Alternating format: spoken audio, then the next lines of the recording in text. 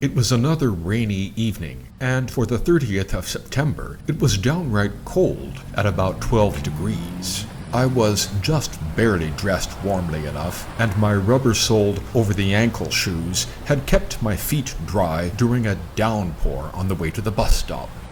The most discerning of my viewers with the best memory for trivial visual cues may have identified where I'm standing as the intersection of Viale Molise with Via Lombroso, facing Via Calvarate. So I'm obviously on my way to the Trattoria del Nuovo Macello. I was early for the 8 o'clock reservation, and the dining room was sparsely filled at that hour. But I was pleased to see that later every table was filled, including the tables for groups in the downstairs area, which I didn't even know existed. Paola was in great form, as was Romina. You'll see her opening and pouring wine in a minute. Romina said, "You always come in September, and we wondered what had happened to you. But at least you made it for the last night of the month." In a flash, Romina poured me a glass of Santa Croce Franciacorta Brut, which I was able to enjoy with the amuse-bouche. My hastily taken notes describe it as a sesame-flavored wafer with onion marinated in raspberry and slivers of chicory on a mixture of ricotta and yogurt. However, I wrote this down later on in the dinner, and I think I may have garbled some details, but it was a very tasty way to start out whatever the exact components were. The antipasta was one of those wonderful and original raw fish starters that Chef Giovanni Travasone always seems to be able to shake out of his sleeve. This time, raw marinated trout, arrayed around a sauce of roasted friarelli, which one may know better under the name cime di rapa. Tucked into the rolls of raw trout were a few trout eggs and onion, which had been caramelized together with lime and a touch of cinnamon. As soon as I had polished off the trout, which took a while as it needed to be savored, Romina was back with the red wine to go with the primo. She had decreed that the first red should be a Nebbiolo, in this case a Mungalat from Marchisio in Castellinaldo d'Alba in the Langhe in Piemonte. No arguing with that. The producer is an independent winemaker who only makes biodynamic wines.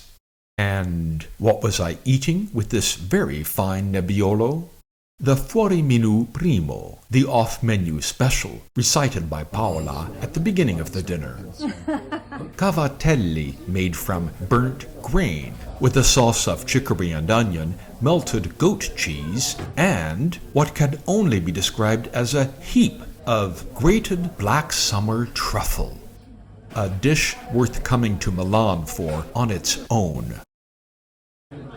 For the secondo, Romina decided we needed to ramp up to an older red wine, and recommended a 2018 Chianti Riserva from San Benedetto di Giannelli.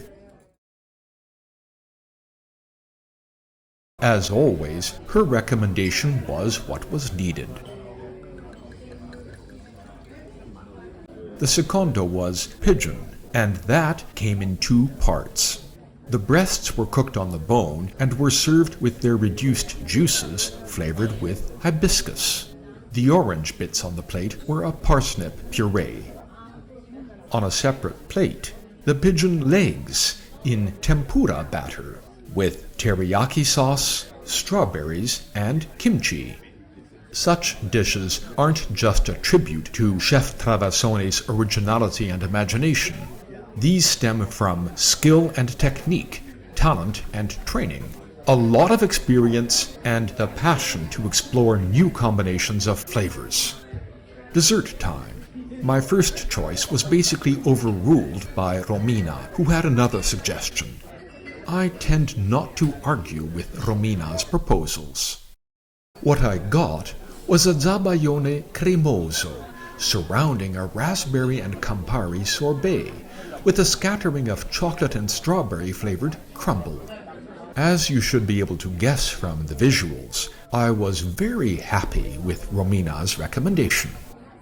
The kitchen also sent out a portion of their trademark pure pistachio ice cream in a sauce of very dark chocolate with salted pistachios on the house. The appropriate dessert wine was a Bianco Passito Dulcis, made out of 100% Moscato grapes from Cavazza, outside Vicenza, a winemaker whose various dessert wines I have enjoyed on several occasions at the Trattoria del Nuovo Macello in the past.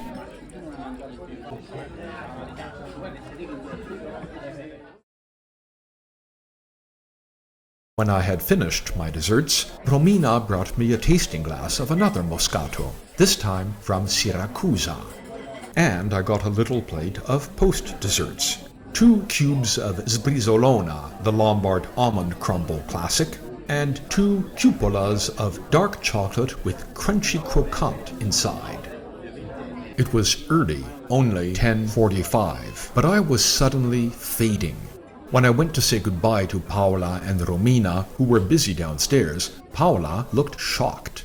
"You always used to be the last guest to leave, and now you're one of the first." I fear my reputation may be developing cracks. With any luck, I'll have a chance to repair it on my next trip to Milan and my next dinner at Trattoria del Nuovo Macello.